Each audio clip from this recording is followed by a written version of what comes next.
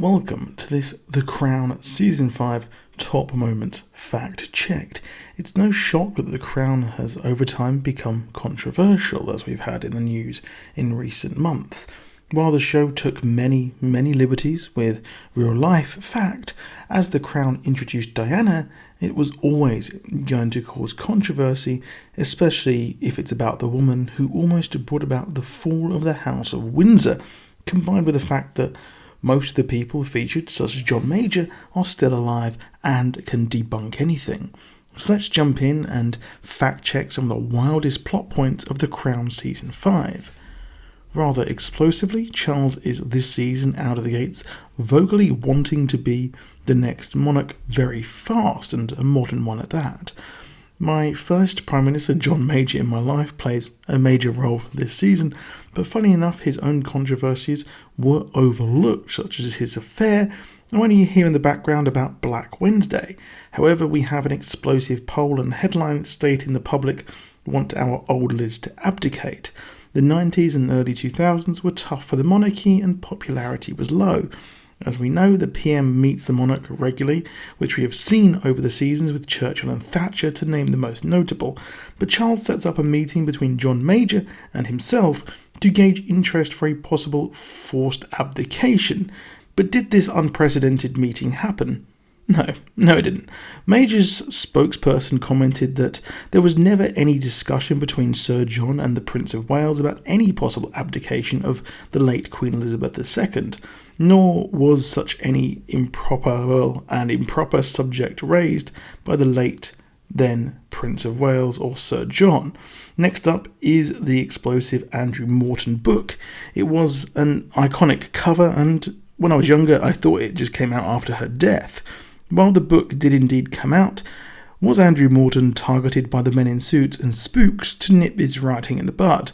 We saw Andrew cycling and brutally hit by a van, only to find his home and papers ransacked. Neither event happened here, with the publication of the book going relatively straightforward, but it seems the burglary was taken from another writer, Andrew Holden. He has his home ransacked multiple times, so they've just combined the two here. One of the cringiest moments in the season was Tampongate.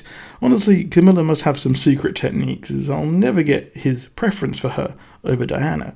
This conversation over Charles wanting to be a Tampax did happen. It was recorded on December 17th, 1989, but was not published until years later. The recording did happen by accident. Daily Mirror editor Richard Scott said how a guy used a device that randomly lets the user home in on signals, and Charles so happened to be nearby. The fall of the Iron Curtain was framed with the death of the Romanovs, such as Tsar Nicholas, his family, and you may recognise the name Anastasia. The royals' families of Europe were all connected back then by blood due to the inbreeding, and Lizzie was connected to the royal family, as was Prince Philip.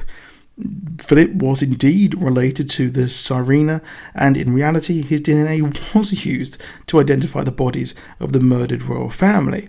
While his newfound interest in the Russian Orthodox religion may not have happened in real life, he did say when asked if he would like to return to Russia, he said, "I would like to go to Russia very much, though the redacted murdered half my family." It's thought that the royals did accept the Tsar to come to the UK, and there was no evidence that the Queen at the time did refuse the family asylum. Speaking of this storyline, it was used to show how Philip and Penny grew very close, implying an affair was going to happen. This heavily denied throughout the years. We saw the most iconic part of the show, which was the bombshell Martin Bashir interview. While Diana's brother was sceptical, she went ahead with the Bashir interview, but he increasingly looked to be gaslighting her in the show, playing into her paranoia of being phone tapped. Elizabeth Debicki is spellbinding as the people's princess, but Bashir once seemed as the gold standard of journalism, especially with his bombshell of Michael Jackson interview a few years later, or a decade even. Time goes so fast.